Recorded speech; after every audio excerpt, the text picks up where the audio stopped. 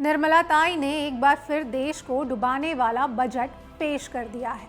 लेकिन इस बजट पर चर्चा करने से पहले जरा 2025-26 के मौजूदा वित्तीय वर्ष की फाइनेंशियल परफॉर्मेंस पर नजर डालना भी जरूरी है, क्योंकि यही आंकड़े बताते हैं कि सरकार के बड़े बड़े भाषणों, खोखले नारों और टीवी पर चलने वाले जश्न के पीछे की हकीकत क्या है।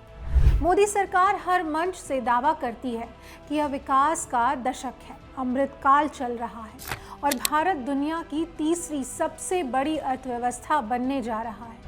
लेकिन जमीन पर सच्चाई यह है कि जिन सेक्टरों से आम जनता की जिंदगी जुड़ी है, वहां सरकार अपना ही बजट खर्च नहीं कर पाई है। यानी या तो सरकार की नीयत नहीं थी या फिर प्राथमिकताएं बिल्कुल दूसरी थी।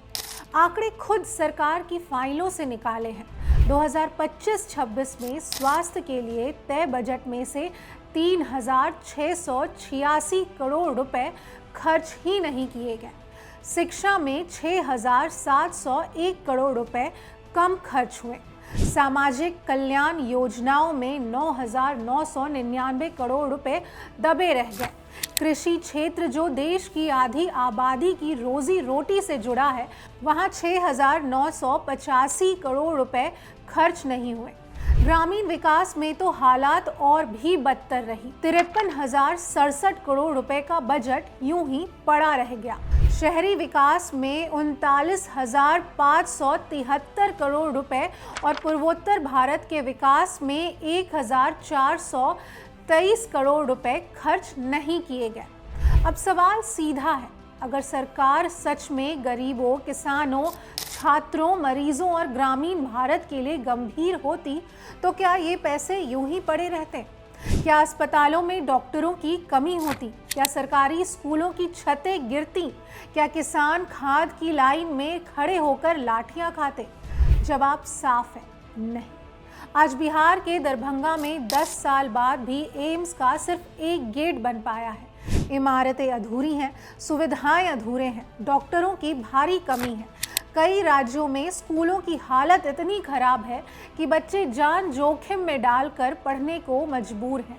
कहीं छत गिर रही है, कहीं दीवारें टूट रही हैं, लेकिन सरकार के पास इन सब के लिए पैसा खर्च करने की इच्छा ही नहीं है। किसानों के हालात को देखिए, खाद, बीज और सिंचाई के लिए लाइनें लग रही हैं। एमएसपी की कोई गारंटी नहीं है। कर्ज का बोझ बढ़ता जा रहा है, फिर भी कृषि बजट का हजारों करोड़ रुपए खर्च नहीं किया गया।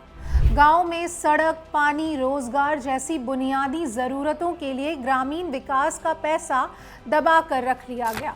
शहरों में झुग्गी बस्तियों, सार्वजनिक परिवहन, जल निकासी और सस्ते घरों की हालात बद से बदतर है। लेकिन शहरी विकास का बजट भी अधूरा रह गया। पूर्वोत्तर भारत, जिसे सरकार मंचों पर एक्ट ईस्ट पॉलिसी का चेहरा बनाकर पेश करती है, वहां के विकास फंड भी पूरी तरह खर्च नहीं हुए।